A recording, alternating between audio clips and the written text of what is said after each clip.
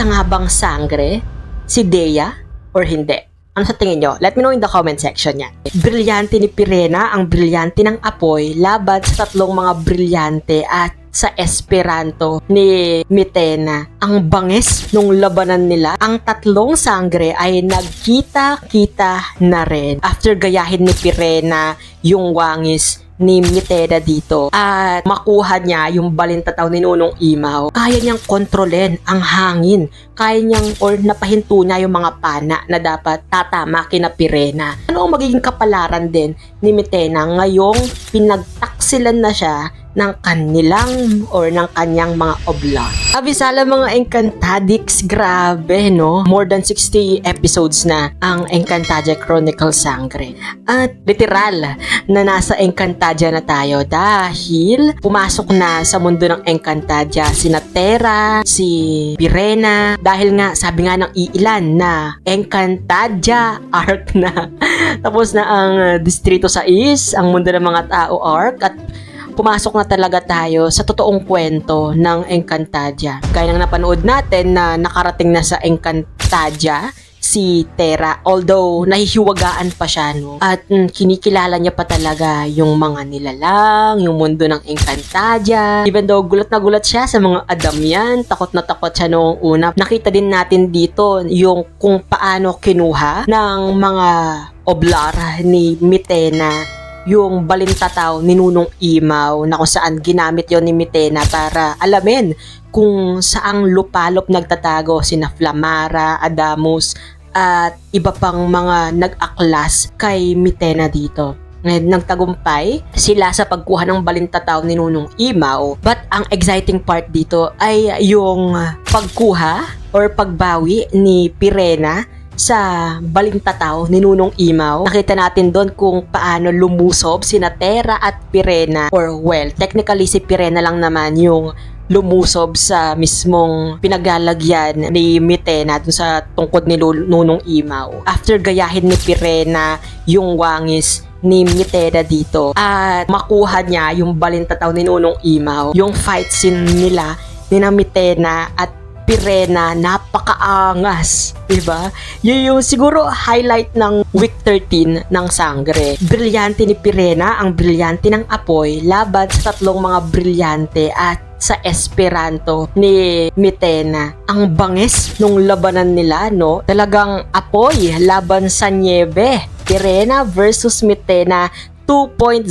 Hindi talaga nagpatalo si Pirena even though natanggal yung headdress niya dito. I don't know if may symbolism ba yun or wala sa script, no? Pero natanggal yung headdress ni Pirena dito. At sa bandang huli, nabawi din ni Pirena yung balintataw ni Nunong Imaw. Mission accomplished, sabi nga nila. At yun, ang tatlong sangre ay nagkita-kita na rin. Dahil nga nahuli sa patibong ni na Flamara, si Terra ay doon sila nag-meet. Although yung hindi pa ganong gamay talaga ni Terra yung mga enchant, di ba? Hindi mabigkas yung mini-yabe, no? Hindi niya mabigkas yung mini-yabe. Kaya ang cute yung pag-arte dito ni Terra na very innocent yung atake niya. And tinatanong din nila dito kung sino nga kaya ang pang-apat na tagapangalaga, which is yung brilyante ng hangin. And clueless pa sila sa kung sino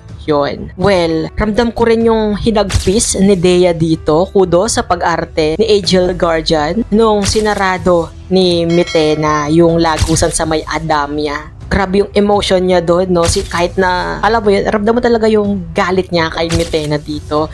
At nagsimula na yung pag-aklas. Hindi lang siya, hindi lang si Dea yung parang meron ng nararamdamang gusto niya nang umalis bilang kakampi ni Mitena. Nandun na rin yung mga pagpaplano ni na Zaur at ng iba pang mga oblar ni Mitena na pagtaksilan siya. Nakita natin dito kung paano kinonsyaba ni Zaur si Dea dito na lasurin si Mitena, pero hindi nagtagumpay si Dea dahil mautak na hindi talaga nagtitiwala si Mitena. Kaya ayun, lagyan niya ng, alam mo, parang tinanggalan niya ng lason yung inumin na dala ni Dea dito. As a result, ayun, kala niya makukuha niya na yung Esperanto ni Mitena, pero it's a prank, sabi ni Mitena. Mission failed si Dea, at grabe ang tapang ni Dea, no? Talagang tinutukan niya ng espada si Mitena dito. Pero yun, bilang parusa nga kay Dea, iniutos ngayon ni Mitena, diba,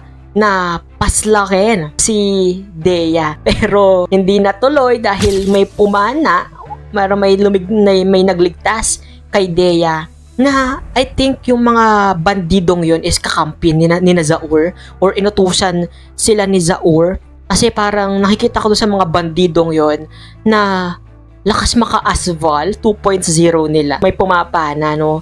Tapos napana din si Mitena dito. Pa-exciting talaga yung mga kaganapan dito sa May Sangre. Wala nang filler na mundo ng mga tao moment, because focus na talaga sa Encantadia, yung mga remaining episodes for sure, itong Sangre, at yun talaga yung pinakahinihintay ng lahat ng mga Encantadix, kung paano mabubuo ang mga Sangre, paano nila makukuha yung mga brilyante nila, at ano ang magiging kapalaran din ni Mitena ngayong pinagtaksilan na siya ng kanyang mga oblar.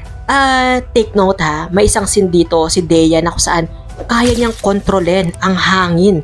Kaya niyang, or napahinto niya yung mga pana na dapat tatama kina Pirena, no? At dun pa lang may question na tayo, or may mga theory na tayong gusto pang malaman. Ano nga ba ang backstory ni Dea? Bakit siya may kapangyarihan na gaya ng kay Amihan? Isa nga ba talaga siyang Sangre? Or baka naman isa siya special na tauhan dito? At yung twist na yon, yung talagang dapat nating abangan. Kayo guys, isa nga bang Sangre si Dea or hindi? Ano sa tingin nyo? Let me know in the comment section yan.